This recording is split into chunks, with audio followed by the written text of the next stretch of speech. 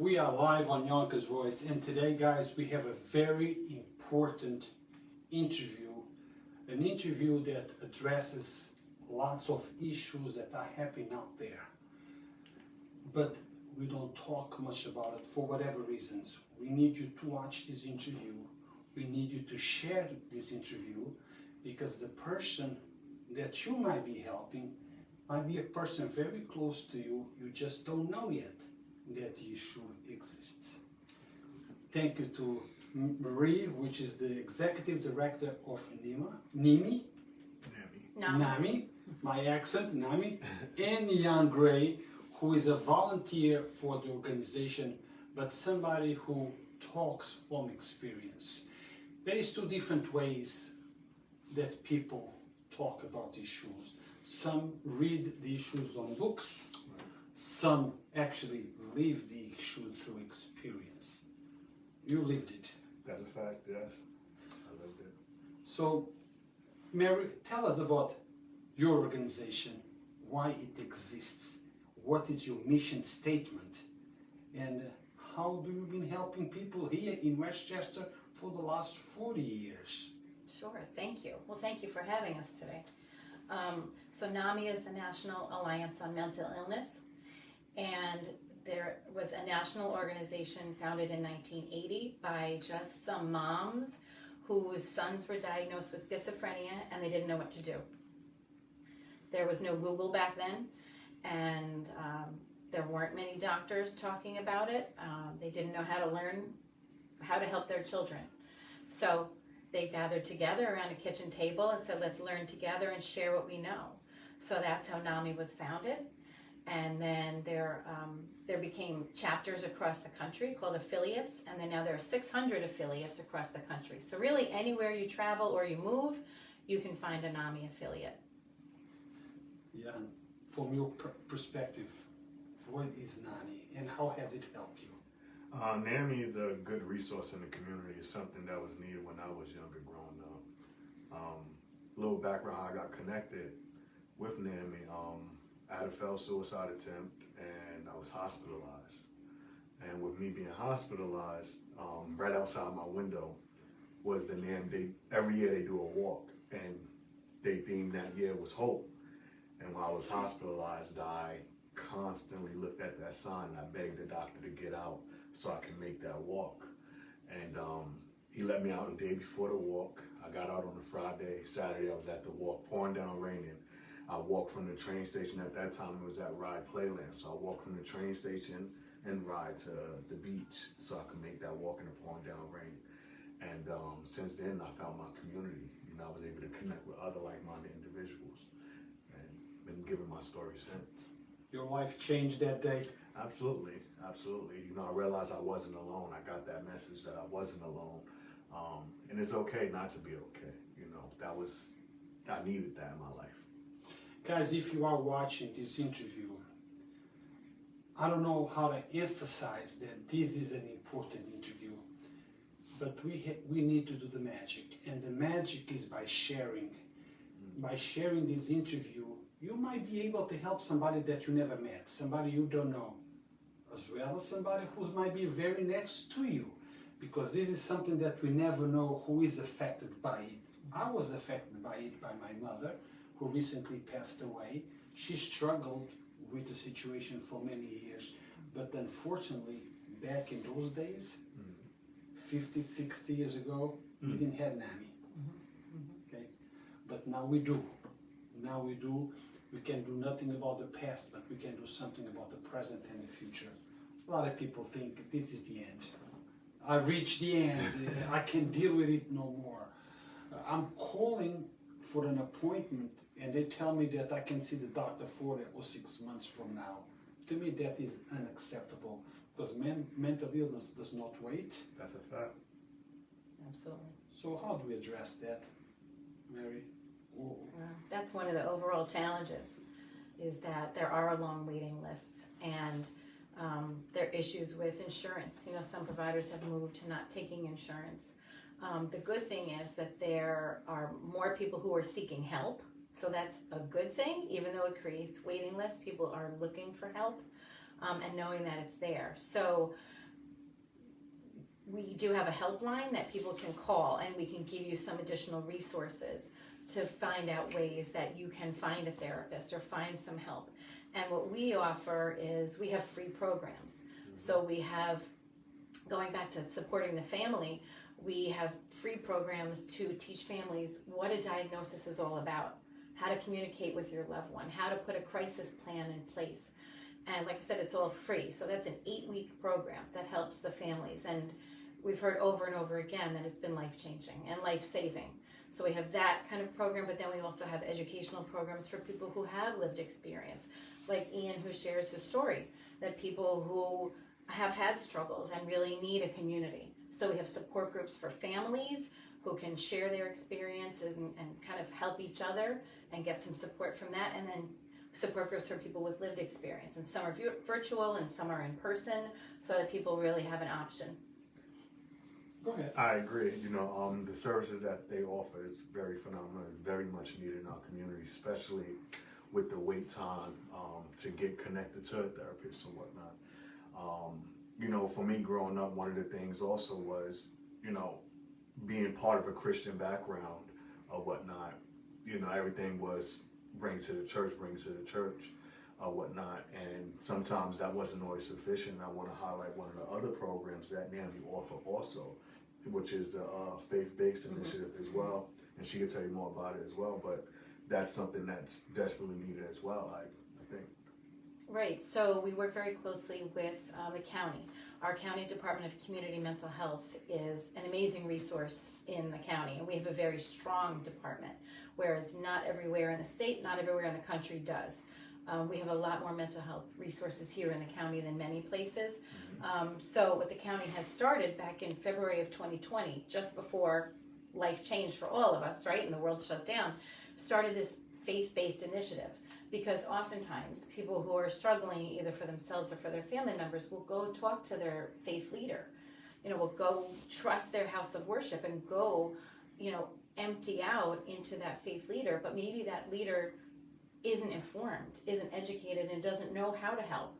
And maybe they use more stigmatizing language that may be judgmental and uninformed. So what we're trying to do as part of this county collaborative with other organizations is to educate faith leaders and get them to understand what mental health is all about, how to support people, how to support the families, and how to prevent suicide as well. So we work with American Foundation of Suicide Prevention, County Collaborative, and these other organizations called Soul Shop. That's the initiative.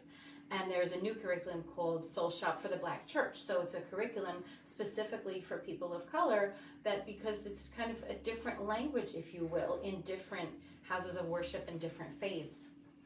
Before we go much further, you just mentioned a couple of minutes ago about a number that you have for people that are in need of help. You want to share that number with the people that are watching us? Sure. So I'll actually share two numbers. One is our helpline, which is not a crisis line, it's a helpline. So that's 914-592-5458. So you can call there and ask any kind of question about not just our programs, but about how do I get housing? How do I get my loved one into therapy? How do I access mental health court? Whatever the questions are, we have the answers and we can provide resources. The other number that I'll share that is really important is 988. The Suicide Prevention Lifeline was a very long 800 number. In July of 2022, that number has changed to just a 3-digit number, 988, and that's a number I hope everyone memorizes as well as you memorize 911, because that's a crisis lifeline. You can text it and you can call it, and it doesn't mean just for when you're in crisis. It can be a question.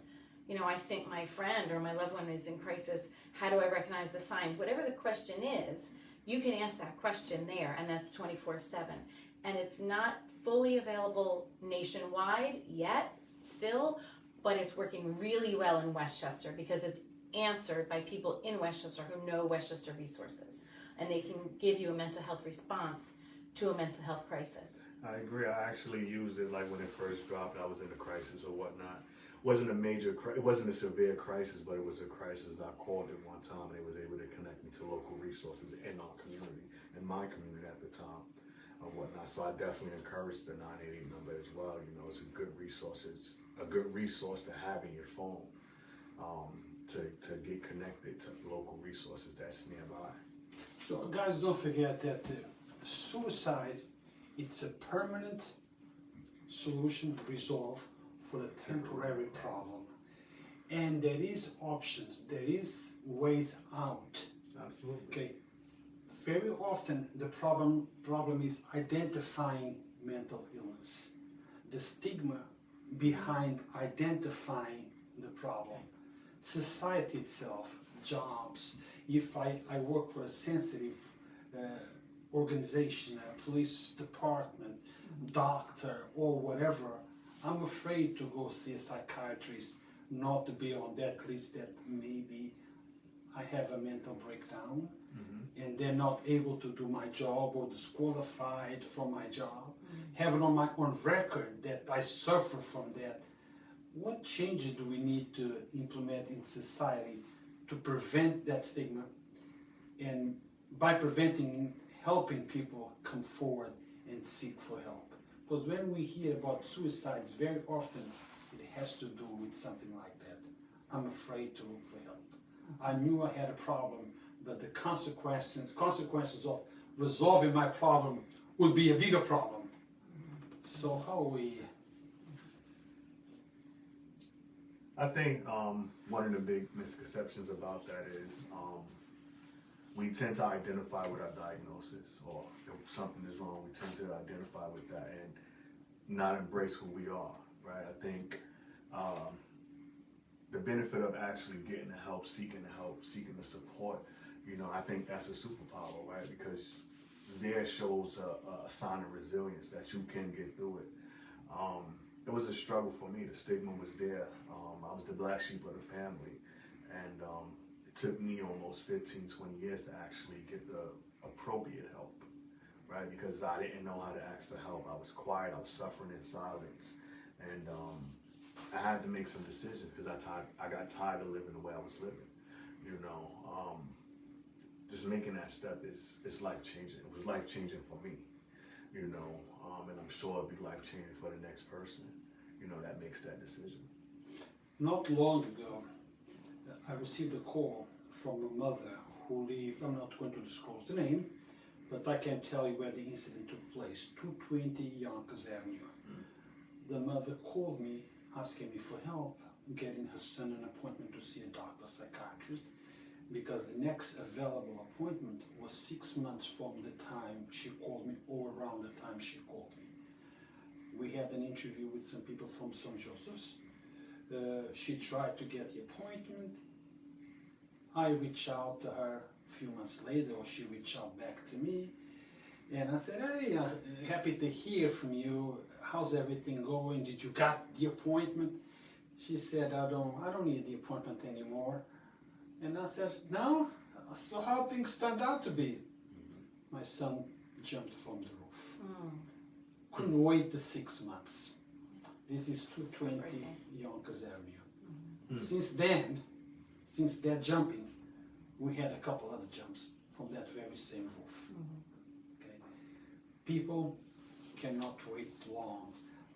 Mental illness does not wait. I agree. We have a problem with insurances. We have a problem with hospitals. If you don't have a good insurance, they will not keep you there. They will release you.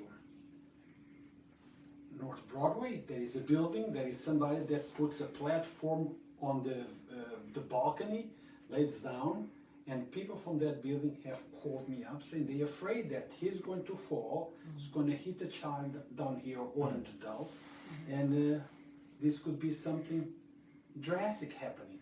Police have done what they can. They go there, they take the person, they take it to the hospital, but the police has no authority on keeping the person in the hospital. Right.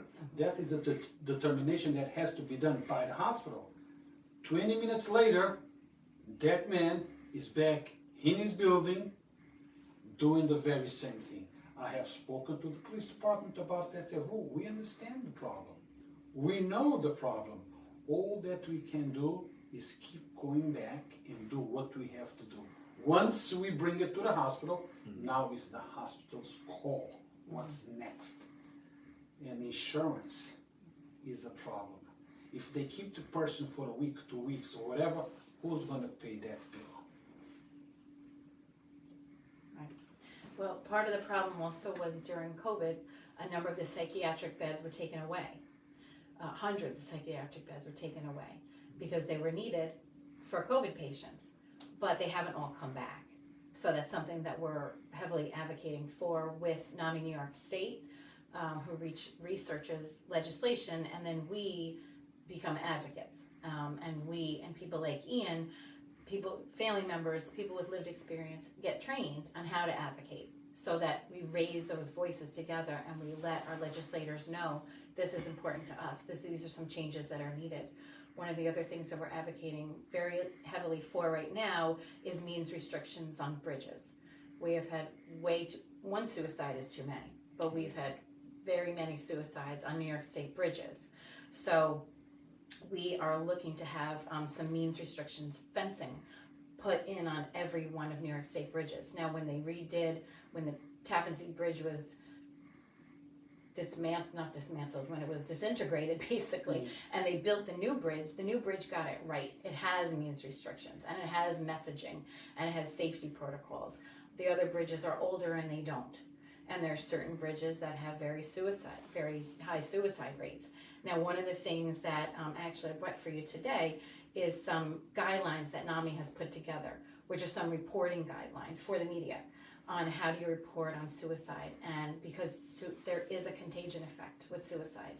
So if people know how someone died by suicide and what address or what area may be conducive to that, they may go and follow in the footsteps. So we want to prevent that at every cost. So we're working with the Bridge Authority through the state as well as legislators to get those means restrictions. Every bridge is a little bit different, so you can't just buy fencing and put it in everywhere. And it's government, so there are a lot of steps through the process, but we always need people to lend their voices and help us advocate. But you know, Mary, let me speak a little bit when it comes to media. I report a lot on suicide attempts, but the reason why I do that is to create awareness that we do have a problem. Because I'm a little bit tired of seeing photo opportunities where they all show up to take a picture because they're doing a little walk about suicide, because somebody's getting a plaque about suicide.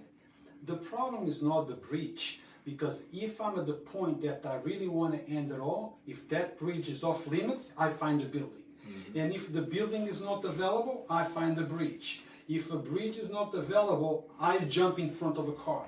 So the way to do it, it's always there, and neither NAMI or anybody else are going to be able to eliminate or close all those loops where suicide can take place. But we want to close what we can. Yes, but I think really the way to help is by changing mindset, by making treatment available.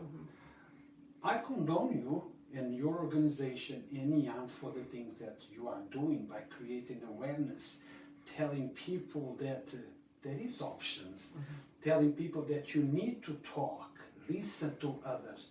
I agree with that, but I'm very much for actions, not words. I agree. Okay? I went to your event the other day. I saw you and Ian and a whole bunch of the people there receiving plaques and congratulations for the work, which is great. You need to be recognized for the work that you're doing and for how you help in the community. But we need more than that. Okay? We need to make it available, the treatment, long-term treatment, and not turn people away from hospitals because unfortunately they don't have the insurance that you might have, I might have. We need to find treatment, because when those people lose their mind and they decide to do something really, really bad, guess what? Very often and many times they are not the only consequences of the mental illness. It's probably possibly kids in school. It's people on a major metropolitan area. So we need to protect the community. And one of the ways to protect is by actions, not words. Provide the treatment. A plaque on my wall looks good, but one of the things I do want to say, I know, mental health come a long way, from where me growing up to being where we are now. And it's still an uphill battle, me just being a volunteer with NAMI, I was fortunate enough to go to Albany multiple years in a row to go fight for different changes in the system, in the mental health system, provide better services. Coming from a lived experience perspective, that's one of the benefits, because I have firsthand experience. I can point certain things out that would be helpful, that may be useful in our communities and whatnot. But NAMI as an organization is just a small part of the puzzle as well. It requires community, and I think that's one of the things NAMI constantly pushes. We try to get people involved, we try to raise that awareness. One of the programs that we do also is ending the silence in our own voice in the schools, to get the younger ones more involved, to speak up. What are some of the things that we need? Also, one of the bills that we currently was brought to Albany recently, more so for the younger population, the high school students, because that's where you see a large issue at, right? We're trying to make it available for students, all high school students, all grade school students, to have at least 5 free sessions in school while they're in school, because right now that's where it's needed more so. Our youth, our babies, our future, they need it because they're the one that's going to, they are the ones that's going to continue to carry the torch for us, Yeah, the Ending the Silence program that Ian speaks in is really powerful because it teaches young people, middle school and high school kids, about mental wellness overall, how to take care of yourself, and how to look out for your neighbor. What are some warning signs? When does sadness become depression? Not so to make them clinicians, but to make them aware of kind of what to look out for in themselves and in others. And then also, what are the warning signs of suicide? How do you identify them, and what do you do? Because on that note, hold that thought. We have to give a huge shout out to the organization that makes this interview possible. It's called OI, Heart of Yonkers. It's a brand new adult daycare center where you can bring your mother, your father, your friend to come and socialize with other folks of that age bracket. Come, play cards, talk, watch TV, enjoy life.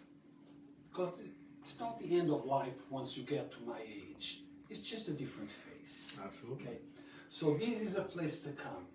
They are located at 20 Buckingham Road in Yonkers, New York, right off Lake Avenue. Come check it out.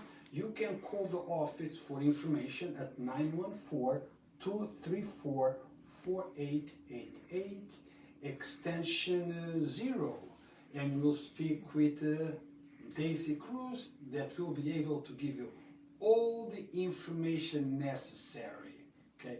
Or you can just take a drive here and look at the place yourself. Come over, they open every day, come and check it out. Somebody's asking again for the number. What is the number? I know you said it, but we're going to keep saying it. For the helpline? Yeah, for the helpline, yeah. Mm-hmm. That's 914-592-5458. And it's also on our website, which is NAMIWestchester.org. That's NAMI Westchester.org. So you get the phone number on there as well. Go ahead. No, I also want to piggyback on that as well. Also, there's the 988 number as well that can connect you to resources.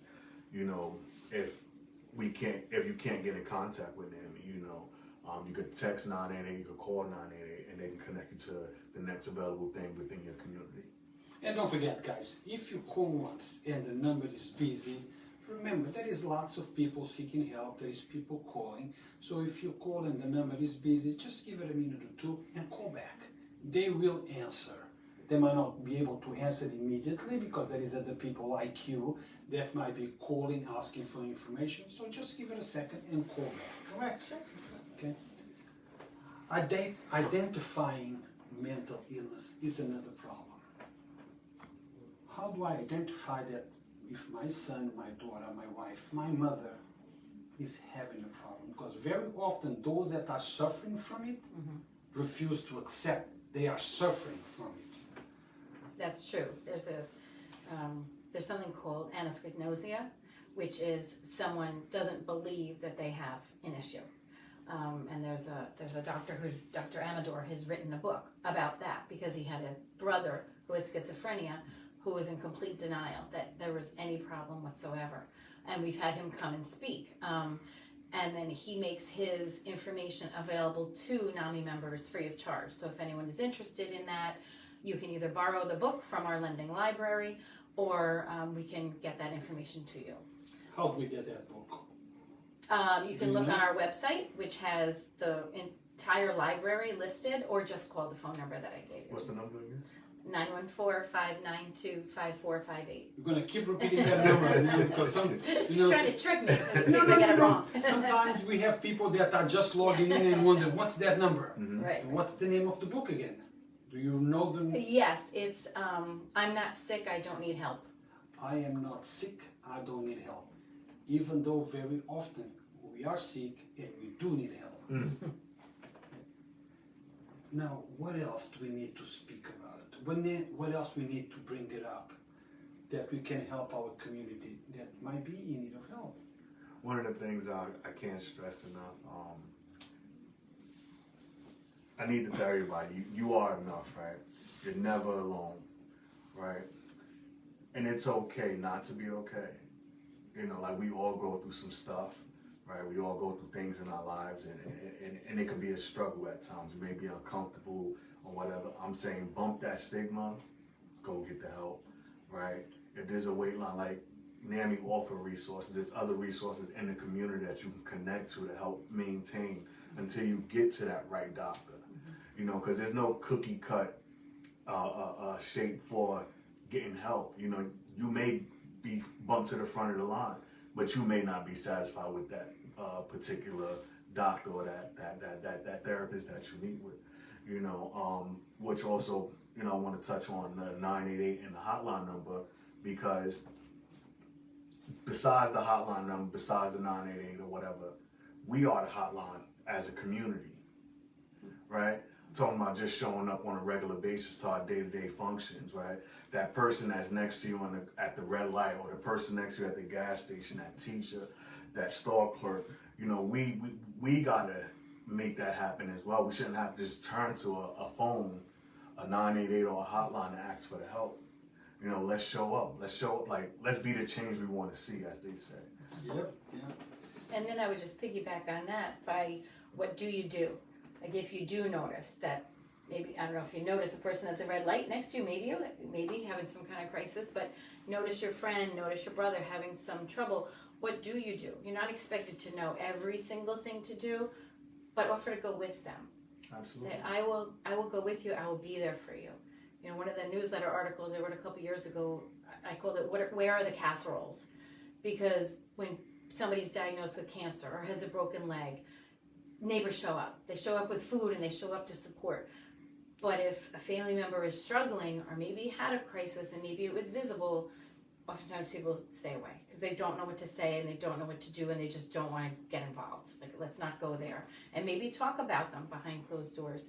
And even if you don't, the people are not getting support and feeling further isolated. So if you just let people know, I care. I don't know what's going on with you, but I care. And if you want me to help you, find some resources, or if you want me to go with you or drive you or go on the bus with you to an appointment and get you some help, I'm there for you. And that's really a start, and that makes the person feel like, okay, I can do this, I've got some support. Talk about that red light.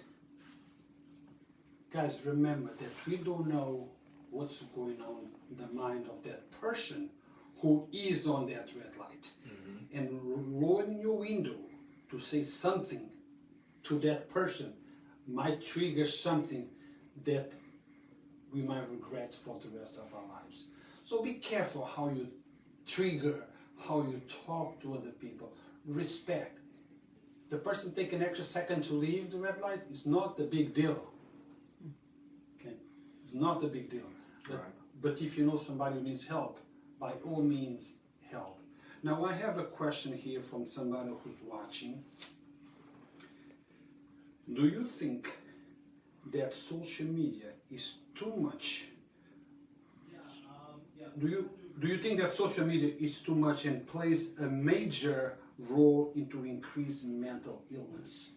Any connection? Do we have any matrix that connects one to the other? I know that social media triggers a lot of bullying. Okay. Now, what about mental illness? Yeah, there was a forum last year at Jacob Javits Center that the governor hosted on youth mental health, and they released information that the Surgeon General had done research on and came out with two main factors that really contributed to decrease in mental wellness, increase in mental health symptoms, and those were the pandemic and social media. So especially for just choosing one thing, eating disorders greatly increased during the pandemic because directly related to social media. Because of the way, for instance, that TikTok algorithms go, once you see something, it just feeds, no pun intended, feeds into it. And eating disorders on young kids are completely on the rise. And eating disorders is not about food, it's about the mental health. So there has to be a both ways treatment for something like an eating disorder. There's the physical piece and the mental piece. And the Surgeon General Director of World Health Organization had originally said there is no physical health without mental health. They are all intertwined. We are all one body.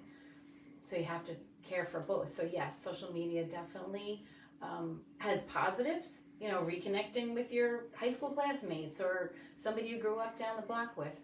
But there are different ways that it has impacted our mental health. You want to add anything to that? No, I agree. I believe that it definitely do impact our mental health. It's a balance, sometimes to the left on the negative, sometimes to the right on the positive. It's all about how we're using social media, right? Because we could just be using it because we ain't got nothing else to do. Then what happens is we start trying to identify with somebody that's probably putting up a prompt just to make things look good. Now, oh wow, John got this new car, and I'm still struggling on the bus. Now I'm in a depressed state because I'm trying to identify. I'm trying to compare my life to the next person's life, or I'm stuck on social media trying to look at a post from 2018 because somebody said something. Now I'm on the treadmill going down in the wrong direction again. So it's all about how you utilize social media ultimately, I think.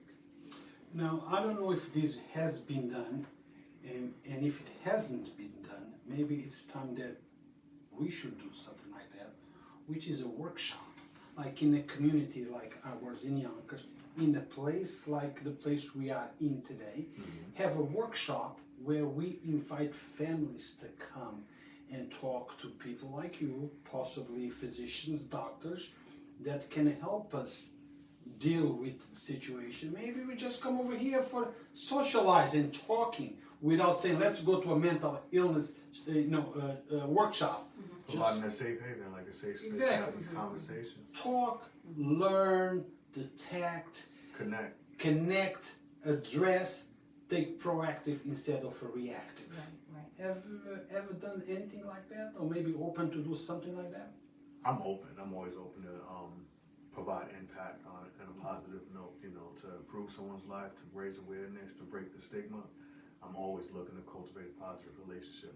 Mary, have you ever done anything like that? A workshop where the goal is bring people from the community and try to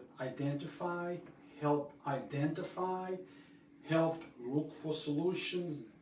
Anything like that? Have you ever done that? Some kind of things like that, like for family members, yes, and we have the Connection Support Group. But I would love to do something like that. I know Daisy mentioned that she'd like to have us in to do a presentation to the adult daycare people who come for that. But I like your idea of bringing in families. I think that's a good idea. So maybe something that we can bring up with Daisy Sure. and make it happen. Actions, not words. I understand. Talk We about can it. be here talk about this all day until the moment that we do it, nothing is going to change. I agree. Right. Right. Thank you for Yeah, I taking the like that. time. I appreciate it. Very informative interview. Now, guys that are watching, do your part. Share. This is the type of interviews that we wish would go viral.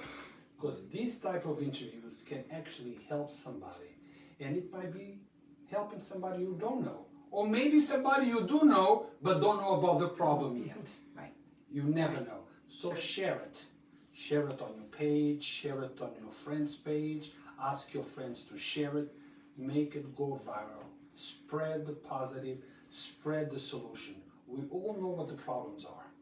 What we're lacking sometimes is the solution. Talk about it. Yeah? In closure, we're going to close because we had to close sooner or later. So I'm going to give you the honor. If there is any last words you'd like to tell our audience, please take the time, tell them anything you feel that can help, any information.